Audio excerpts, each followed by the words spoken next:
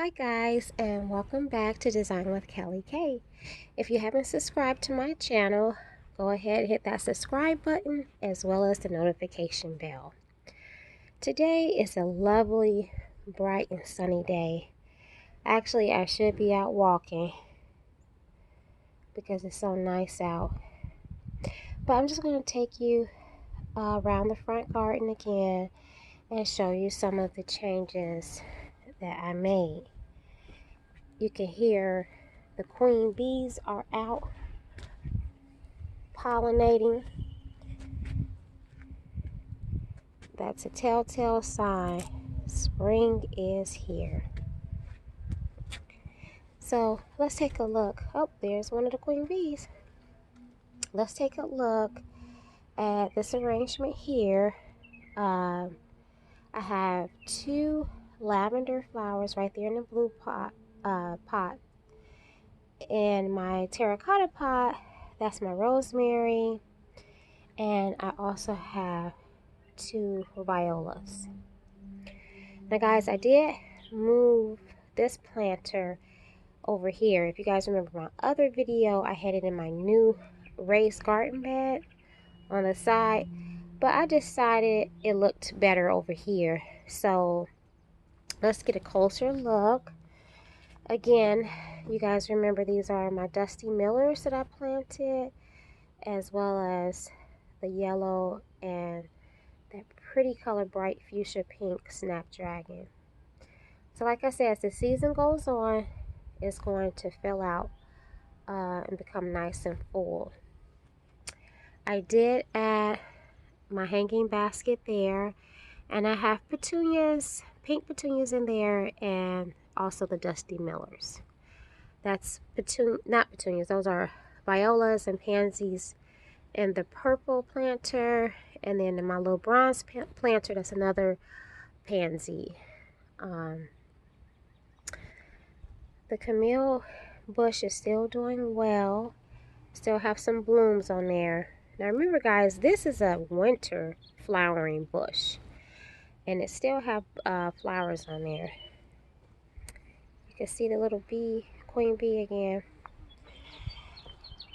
You can hear the birds chirping. Okay guys, so let's go around this way.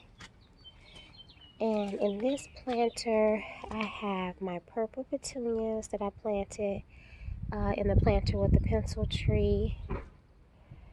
I have the dianthus over here with some of the tulips. Okay. And as you can see, this side of the garden.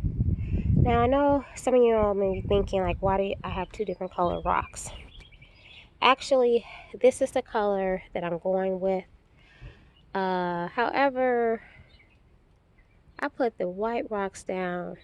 I don't know, maybe 5 years ago, and I just never put the other color on top of it. But I will eventually. Like I said, my garden is always a work in progress. I put the white rocks down as a base, and I was supposed to come back and fill it in with these, and I just never did. But you know what? Hey, my garden especially, is a work in progress. So that's why there's two different colors. I just never got around to doing it. Okay, so again, you can see that planter that I moved from there. And you can see my little petite yellow daffodils right there. Some more of my tulips. Okay. And like I said, you can still see some of the blooms on this Camille bush. And I did get out here this morning and I really spritzed this bush down really well, because you can see I do have some insect damage on there. And I made my homemade spray that I told you guys about in my last video. So basically what I did was I boiled orange peels and banana peels together, and that and I put a little dish soap liquid in the bottle, and that is supposed to help prevent the type of insect damage that I'm having. We'll see how it works. I came out twice and gave it a good spritz down. Okay, so now let's go over here to the new raised garden bed, and you can see the changes that I made. Like I said, I removed all the planters that I had inside there or on the side.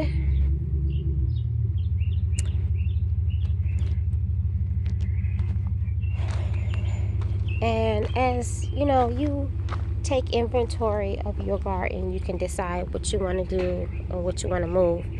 There I have my pink petunias and Dusty Millers in the hanging basket, and there's my red bud tree.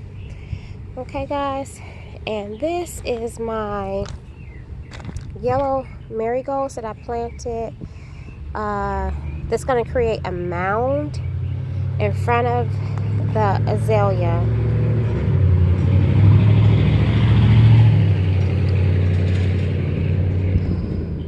In front of the azalea bush and the white dianthus. Okay, so I need to find some more of the white dianthus because I want to wrap it in front of the pink hydrangea bush all the way over to this side. Now, like I said, in the center is supposed to be a bed of tulips, and I do have petite tulips that have not bloomed yet, and they just really honestly do not look that healthy. I want to say it probably is because I did start these out in the cardboard box, but I had those in the garage, and actually I should have just kept them outdoors. And then some of them look like they just got damaged from frost. But like I said, everything's been selling out quickly at some of the local nurseries, especially your big box stores like Home Depot and Lowe's. As soon as it comes in at Home Depot, I mean, it's gone. So I know in my area, as soon as I see it, I got to get it.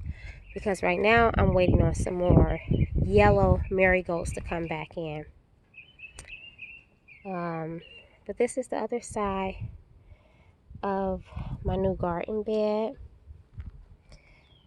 Now, this planter was inside the garden bed, but I did move it over here. And you'll see my ornamental cabbages that I had in this planter since the fall. I did add the pink petunias. And then when you wrap around here, you can see the beautiful pansies. Now, pansies and petunias are edible. I know especially the pansies, they are edible. And you can see the cabbage just took off in growth. Now, like I said, guys, you will see some orange peels and stuff like that in my beds. It's supposed to be a good deterrent for certain insects. So, you know, I try things naturally first to see if that will help. And this is just the other side of the evergreen tree that I limbed up, and the back side of the new garden bed that I built. And like I said, after, you know, I stepped back and took a good look, I decided to move the gardenia bush to the backyard. So that's where that hole is, next to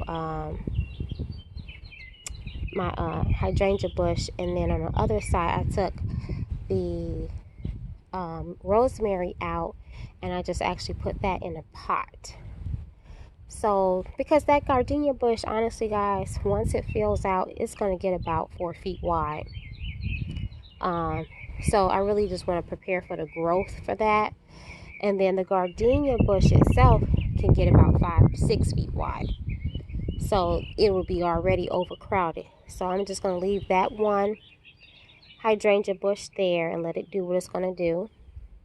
I still got to come back and add another layer of bricks to the retaining wall. I think I'm just going to cap this out like I have at the top there. Just put a layer of caps over here. And on this side of the tree, I have to add some more. I have to take up those cinder blocks. I'm not even sure why I even put those there, but they've been there for years. Because when I put the cedar fence up, that's exactly where it's going to go. So I do need to move that. And I need to get my cedar fence up as soon as possible, because right there, the bush that's starting to bloom, that's my burning bush. Right next to it is my it's an evergreen, but it's an azalea. Azaleas are in the evergreen family. And it doesn't look well. It looks like it's kind of thinned out, which lets me know the deer have been over here eating it, because that should actually be in bloom. This particular azalea bush blooms in the spring, late summer, and fall. So yeah, that's my other bush right there. That's in the evergreen family as well. So yeah, guys, just wanted to come on and show you guys what's going on in the front garden, some of the changes that I made. So you can see one little bloom right there. That's the hot pink color. Oh no, there's another one. There's another one. They're starting to bloom. This is another burning bush, and it will start to flush out with its leaves shortly. But I do need to go ahead and get my cedar fence up, so to give it some protection from the deer. And I just want to get another shot, guys, of my red bud tree. Like I told you all, it blooms completely pink in the spring. I can't wait till this tree gets really, really mature. This red bud, I want to say, is 9 years old. But wait till she becomes like 20 or 30 years old. It's going to be gorgeous. Those flowering buds are going to be so big and full. I did limb that up a little bit this past fall. You know, you got to know when to cut off certain branches. I see some that I actually need to be cutting off now. I'm not going to do it now, but probably in the fall. And that just keeps it healthy, guys. Just like you give yourself, get your hair cut, ends trimmed, and all that other stuff. The health of your hair. Same thing with flowers. As you can see, some of these tulips are trying to bloom. Some. My red rose bush is flushing out nice and beautifully. Those two are the burning bushes, so they're starting to grow back. But that's my rose bush. Now let's come over here and take a look at the other rose bush that I gave a really hard prune to. And I told you guys that if it's going to grow back, I'll see some growth in about 60 days. So I'm not sure if you guys can see. It looks like it's red. Actually, that's because of the little frost that we had last week. But you see those little buds right there? They're going to eventually turn green. So that lets me know that there's still some life in there. So I'll be checking back in with you guys with that. So now you can see the planter, how it looks really nicely now over there. The raised flower bed just flanked with the rosemary in the terracotta pots. And if you pan around over here, you can see the other two planters that I did move and from the raised garden bed. And just envision once I have the cedar fence up. Now the cedar fence is probably 3.5 feet tall, maybe 4. That's the ligustrum back there. But yeah, looks really, really nice so far. And like I said, I just take my time in my garden, because gardening can add up very quickly, depending upon what you're doing, how you do it, to you know what materials you're using. Like I said, I know I wanted to get rid of the grass just because I didn't want to deal with the maintenance. As you can see, like on the other side of the property, the grass is just, it's a lot of maintenance in my opinion. I'm really accustomed to Kentucky bluegrass. I think this grass is centipede or whatever the higher end of the grass was. That's what we had originally put down. But you know, it grows like a weed. And I just didn't want to deal with it, so it had to go. And this is what I opted to do.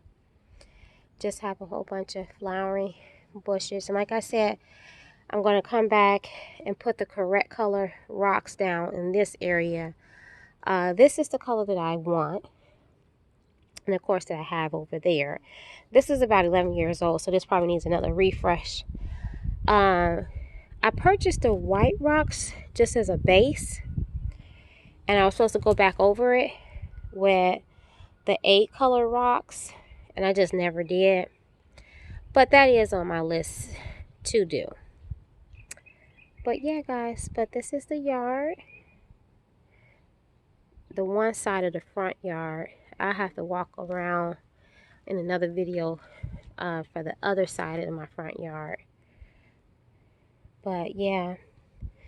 And then another thing I have to do is come back over there in the new garden bed. Like I said, add more caps and a few more bricks in front of the redbud tree to polish it off, and also get the construction adhesive to secure the bricks. Like none of these are, I just did a dry brick technique, but with the raised bed, because it is so much higher, I am going to come back and at least secure the top part of the caps down.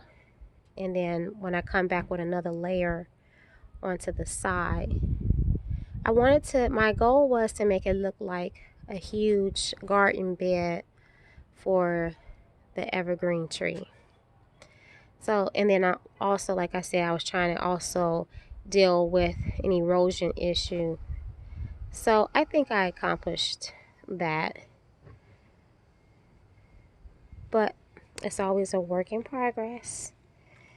Always something for me to do in my yard, which I don't mind. But I just love those snapdragons and those dusty millers, and I can't wait until they flush out and get really, really full.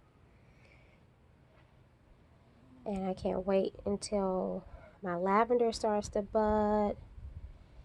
And that rosemary is so fragrant, as well as the lavender. You can really smell that. And those are my violas. So yeah, guys, that's what I wanted to show you all. And I will see you in the next video. Bye.